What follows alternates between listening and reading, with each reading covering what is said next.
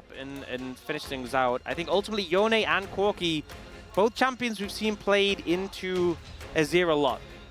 Yep. So I think either of them are pretty happy. I expect, like, if you don't like Liandry's on Maokai, step away. This is not the game. Let's dive onto the ring. Picked on blue side.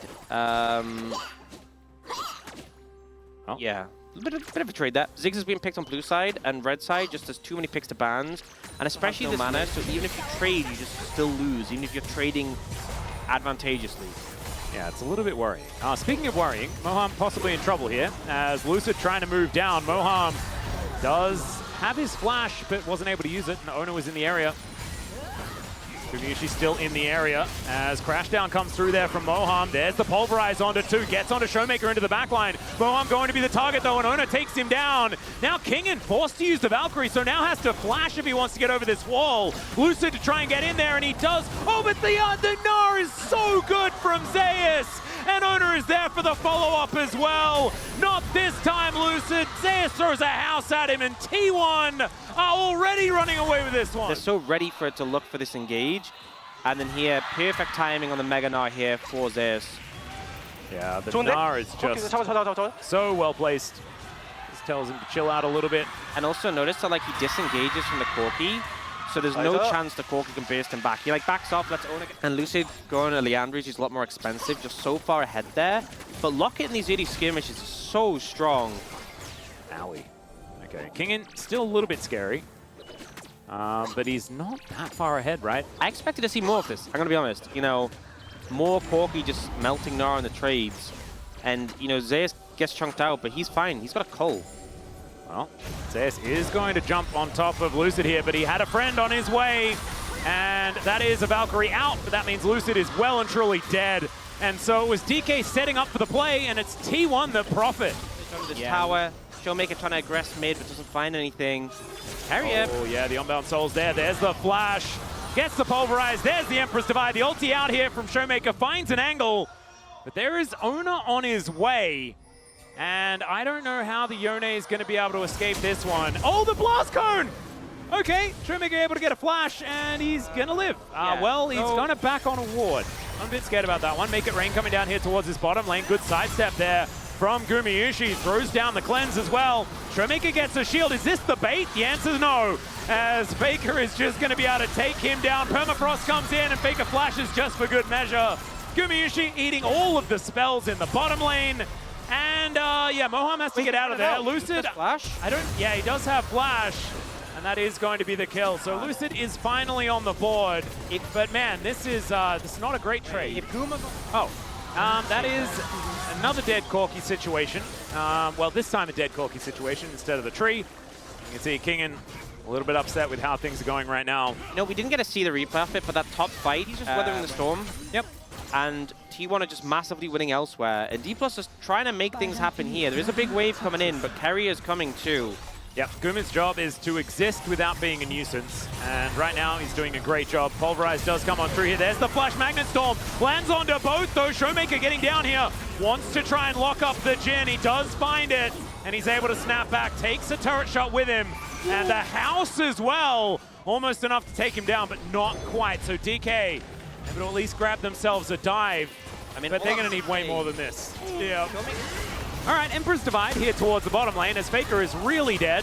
What does T1 get for it, though? Which is the question that we often have to ask. Zeus is just looking to dive this turret.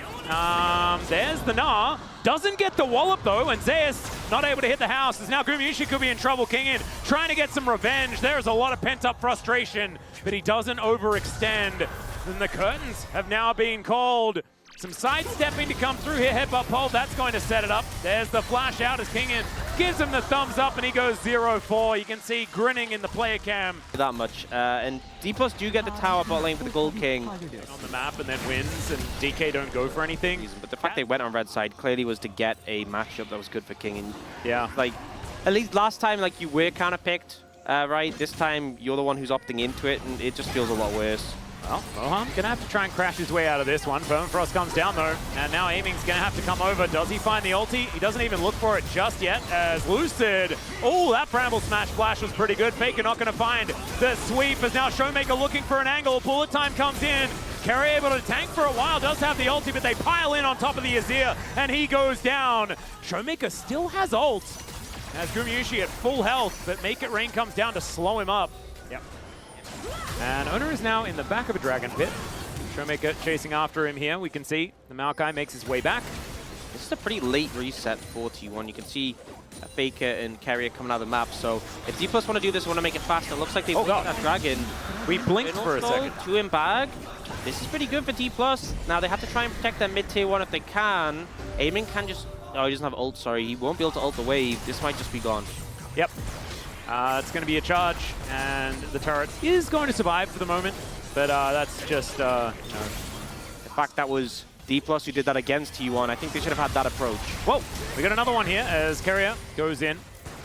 Oh, actually level up, which is kind of crazy. Is Aiming, can you find the out here is the question. The answer is no. Zeus just down. Oh, never mind. The Bloodthirster is so strong.